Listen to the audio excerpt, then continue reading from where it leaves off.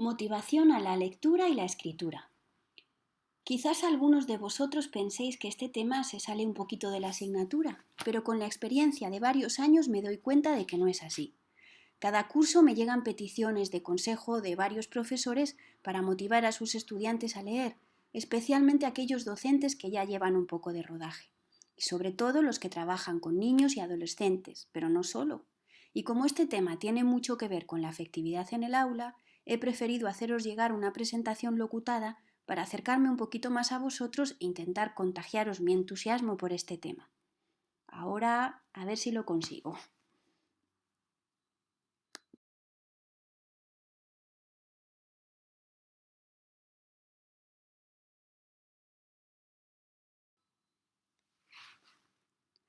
Lo primero que quiero deciros es que no os sintáis presionados con el tema de la animación a la lectura en el aula de L. Que soltemos lastre. No somos profesores de literatura, aunque entre vosotros habrá quien también lo sea, pero no es el caso de todos, ni tampoco expertos en animación a la lectura. Y por otra parte, también quería que pensáramos juntos en algo.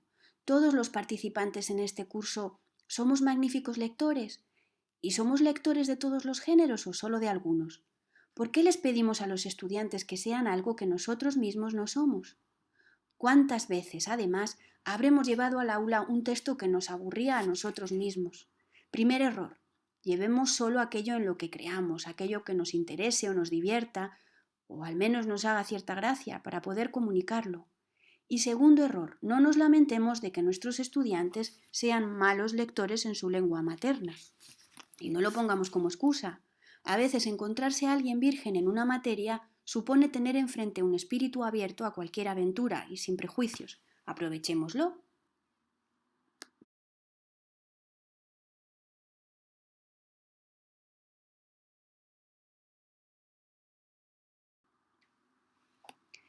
¿Tenemos que motivar a los estudiantes? ¡Ay, motivación, motivación, qué palabreja! ¿Y cómo motivamos a los estudiantes? Un día conocí a un magnífico profesor que me dijo que no había que motivarlos, sino descubrir qué les motivaba ya. Es un cambio de perspectiva, ¿no? Bueno, ahora os pido que pongáis en pausa por unos minutos esta presentación y que disfrutéis de los vídeos 2 y 3 que veréis un poquito más abajo en esta misma página. Abridlos por favor en otras pestañas, no cerréis esta ventana para no perderos y que no tengáis que empezar otra vez. En el primer vídeo veréis a una serie de estudiantes cuyo comportamiento probablemente os ponga en la misma disposición que el profesor de la película. Esto es muy posible que no tengáis ninguna gana de enseñarles nada. Sin embargo, en el segundo vídeo podremos aprender todos una lección. Bueno, y ahora os dejo, os espero dentro de unos minutos. ¿Os han gustado los vídeos? Efectivamente, algunas veces vemos el bosque como el profesor, pero no acertamos a ver los árboles. Vamos a otros temas importantes, los que veis en la pantalla. Uno es buscar el equilibrio con la dificultad. No pedirles algo que no puedan darnos o de lo contrario perderán el interés o se frustrarán. A veces es mejor usar textos fáciles, o mejor dicho, proponerles tareas fáciles. Luego hablaremos de esta diferencia. Y centrarnos en que aprendan algunas cosas concretas con esos textos en particular. Esas cosas pueden ser estrategias lectoras o las características de ciertos géneros textuales, algunos contenidos formales, etc. Y otra cosa importante es insistir en algo sobre lo que ya hemos leído en este curso, el hecho de que ni siquiera en lengua materna entendemos todo lo que leemos palabra por palabra. La enseñanza de estrategias para entender textos a vista de pájaro, sin querer entender todas las palabras y solo parando en las que nos impiden la comprensión general del texto, es casi lo más importante para que no nos desmotivemos como lectores. Y por último, no comprobemos siempre la comprensión de nuestros estudiantes con listas de preguntas. Os voy a leer lo que dice Pennac, un maravilloso profesor y escritor, sobre el hecho de pasarnos la vida midiendo y midiendo lo que los estudiantes han entendido en un texto.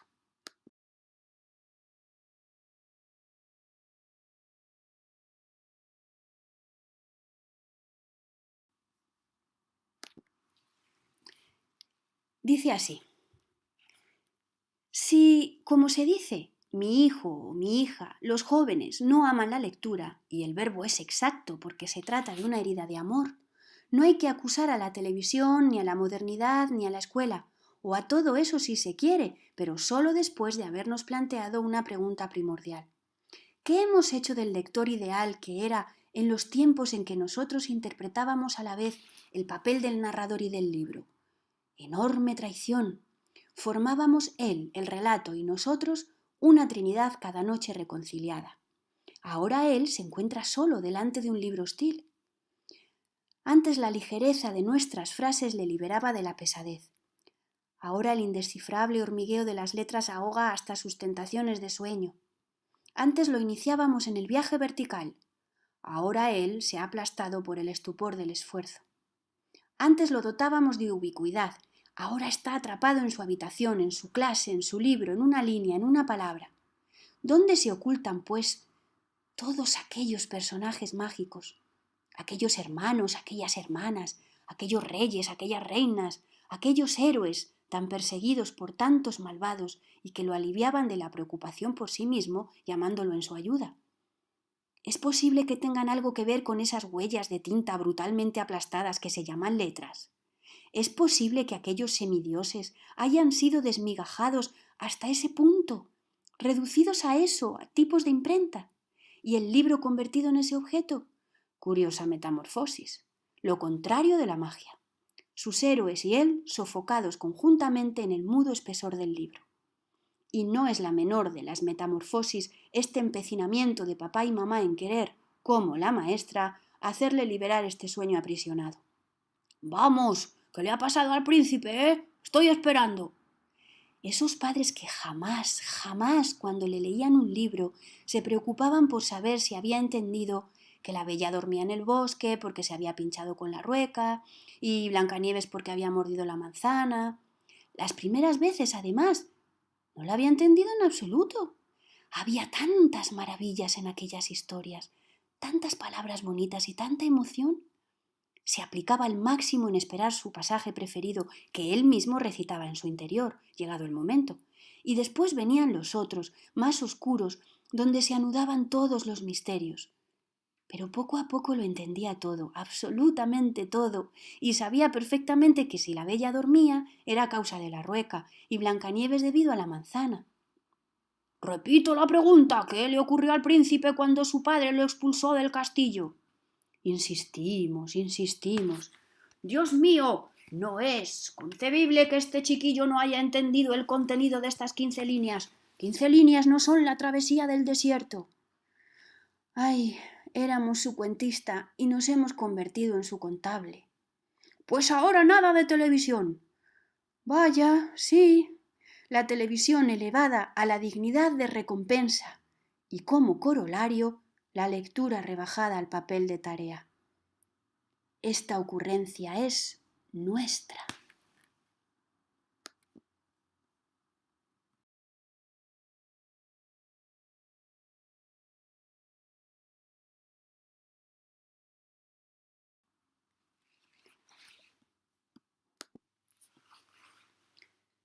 Yo creo que esto que nos dice Pennac es muy importante.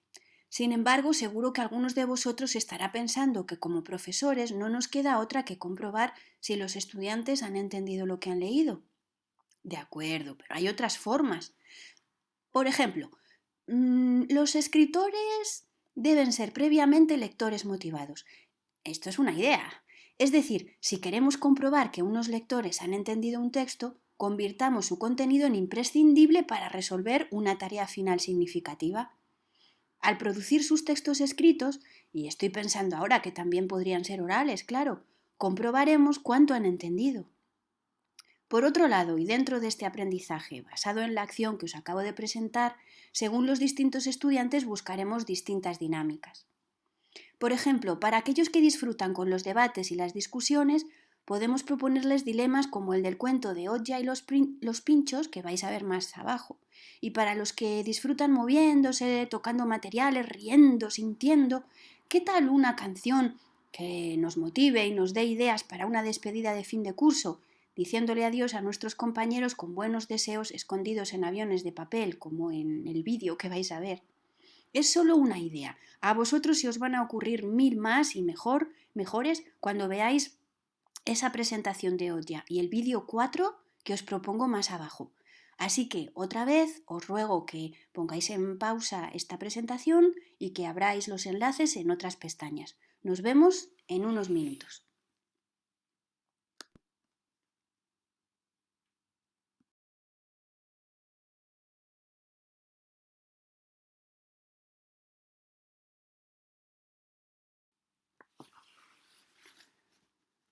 ¿Os han gustado?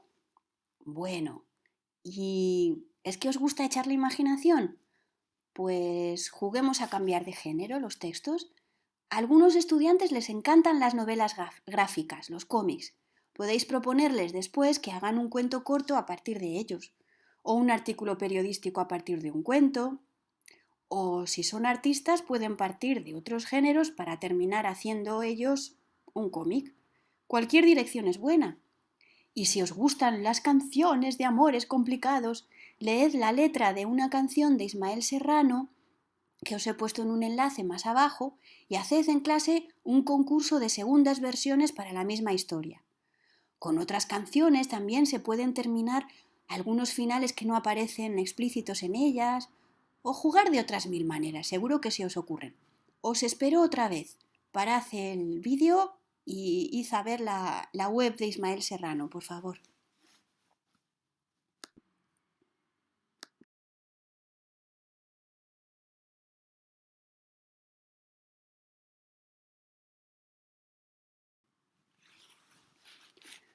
Otra pregunta frecuente es ¿qué tipos de texto llevar al aula? Bueno, ya hemos mencionado muchos, pero vamos a seguir. Como siempre, que os gusten a vosotros, eso lo primero, pero ¿qué más? A muchos os preocupan los niveles iniciales porque os parece que en ellos no pueden leer muchas cosas. En esta pantalla podemos ver algunos ejemplos. Textos cortos ricos en referentes culturales, la comida, las nuevas familias españolas o del país donde viváis y de donde sois, los viajes por esos países. Y de entre esos textos cortos son muy útiles esos que aparecen en los reportajes de los dominicales, que aparecen distintas secciones hablando, por ejemplo, en el caso de la familia, de distintos tipos y los acompañan de muchas fotografías atractivas. También algunas columnas cercanas a los cuentos cortos, a la ficción, algunas son muy sencillas. Y las lecturas graduadas, este es el gran debate siempre. A algunas personas les fascinan los clásicos adaptados. Yo personalmente prefiero obras originales escritas para las colecciones de lecturas graduadas. Las hay de suspense, de detectives, de viajes, de amor, de comedias, pero ahí ya depende de vosotros, de vuestro gusto y del gusto de vuestro grupo, lo que queráis.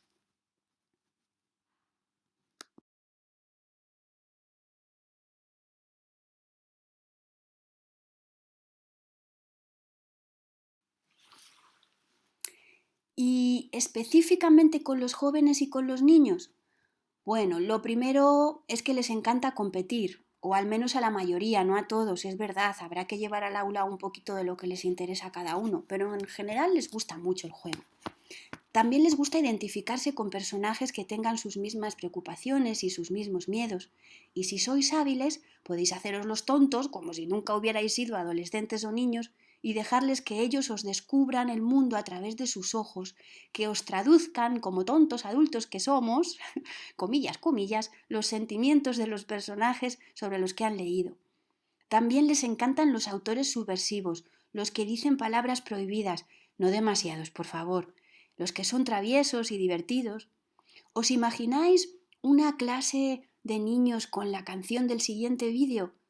Yo no puedo quitármela de la cabeza. Cada vez que la oigo se me pega por varios días. Y fijaos un poco en la cantidad de contenidos formales que se pueden enseñar o repasar con ella. ¿Los reconocéis? Bueno, os espero. Ah, una cosa. Cuando abráis el vídeo, aparecen, es una página web, así que aparecen varios vídeos. El primero no es al que me refiero, aunque es la misma canción. Bajad un poquito en esa página y ved uno del chancho o el puerco en el parque, porque ese es con niños, el anterior es con adultos. también está muy bien, pero en este caso estamos hablando sobre ellos. Ahora mismo os veo, os espero aquí en unos minutos. Es el vídeo número 5.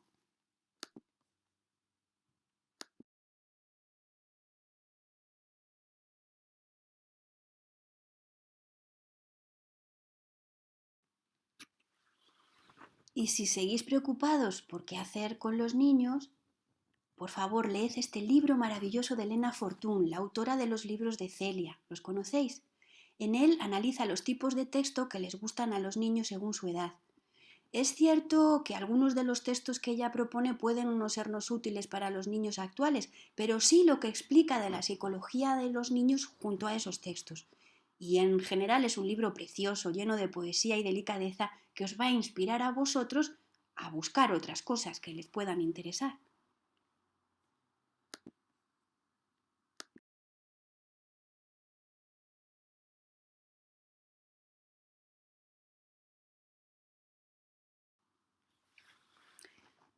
Hace unas pantallas os sugería que tuvierais cuidado con la dificultad. Pero como ya anticipaba, en realidad la dificultad está más en la tarea que en el texto en sí, como sabéis. La realidad es lo que es. La vida real es así, no podemos cambiarla. ¿Por qué no enseñamos a los estudiantes a enfrentarse a ella sin frustrarse, pidiéndoles tareas que estén al alcance de sus conocimientos? Por ejemplo, si tenemos varios prospectos de medicamentos, podemos pedirles a los niveles iniciales que busquen en ellos las medicinas indicadas para una determinada dolencia y su posología básica. Algunos estudiantes tendrán que enfrentarse a esta situación en el mundo real desde el principio. Estoy pensando en solicitantes de asilo y refugio, por ejemplo, que lleguen enfermos a España o al país donde vivamos. Para niveles intermedios, se les puede pedir que se centren en los efectos secundarios y decidan cuáles son menos dañinos. Se me ocurre que les podemos dar información sobre algunos personajes imaginarios que tienen alergias u otros problemas y que ellos nos puedan indicar qué medicamentos pueden tomar y cuáles no. Por su parte, los niveles altos pueden analizar el estilo de los textos y sus características formales, comparar su registro culto con el de otros textos más coloquiales, etc.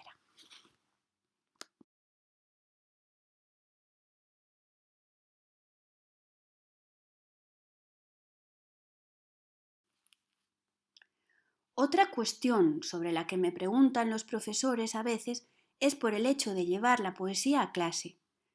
Algunos porque la ven como algo lejano a ellos mismos y hasta la aborrecen. A ellos se lo desaconsejo. O al contrario, porque les encanta y le tienen demasiado respeto. Lo primero que os propongo es reíros un poco. La risa tiene poderes mágicos. Mirad esta cursilada espantosa que aparece con mucha guasa en un manual de aula de la editorial de Fusión para San Valentín. Dice: tú eres el aire que quiero besar, tú eres el cuerpo que quiero sentir, tú eres la rosa que quiero mirar, tú eres la luz que quiero seguir, etcétera, etcétera. Y no sigo porque voy a enfermar. Pues este texto, entre bromas y veras, llevó una vez a unos estudiantes míos, principiantes absolutos, a generar poemas como el que vais a ver en la siguiente pantalla. Lauren, con un diccionario y con muy buen humor, podía con todo.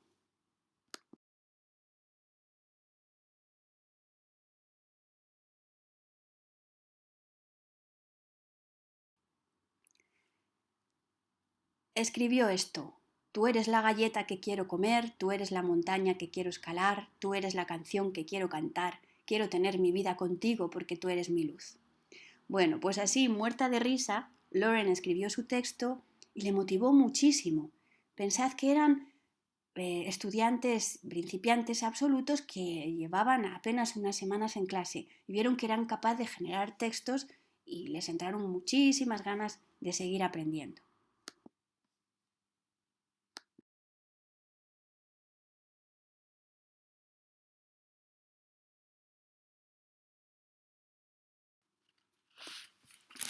Bueno, a lo mejor algunos de vosotros me diréis que eso estaba muy bien y que os habéis reído mucho, pero que queréis llevar buena poesía al aula. A ver qué os parece esta propuesta. La malcasada. Me dices que Juan Luis no te comprende, que solo piensa en sus computadoras y que no te hace caso por las noches. Me dices que tus hijos no te sirven, que solo dan problemas, que se aburren de todo y que estás harta de aguantarlos. Me dices que tus padres están viejos, que se han vuelto tacaños y egoístas y ya no eres su reina como antes.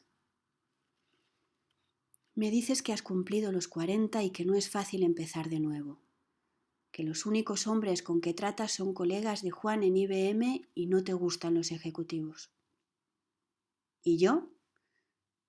¿Qué es lo que pinto en esta historia? ¿Qué quieres que haga yo? ¿Que mate a alguien? ¿Que dé un golpe de estado libertario? Te quise como un loco, no lo niego, pero eso fue hace mucho, cuando el mundo era una reluciente madrugada que no quisiste compartir conmigo. La nostalgia es un burdo pasatiempo. Vuelve a ser la que fuiste, ve a un gimnasio, píntate más, alisa tus arrugas y ponte ropa sexy, no seas tonta. Que a lo mejor Juan Luis vuelve a mimarte y tus hijos se van a un campamento y tus padres se mueren. Puf, duro, ¿eh? Bueno, y a partir de aquí, ¿qué? ¿La tarea qué puede ser?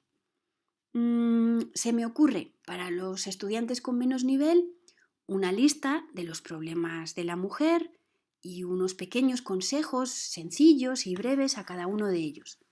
Si tienen un poquito más de nivel, pueden participar en un blog de consejos sentimentales o elaborar un prospecto de un medicamento para el mal de amores, imitando el género textual original. O podéis proponerles que escriban quizás la carta original que originó esta respuesta del autor.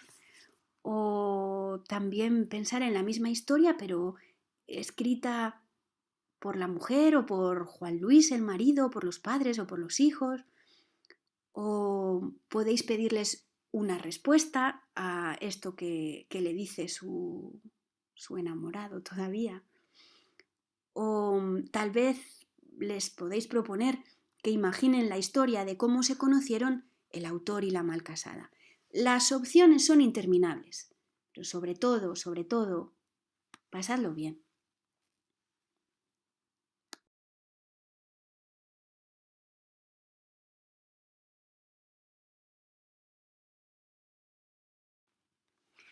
Y nada más, acabo con la imagen con la que empecé este curso.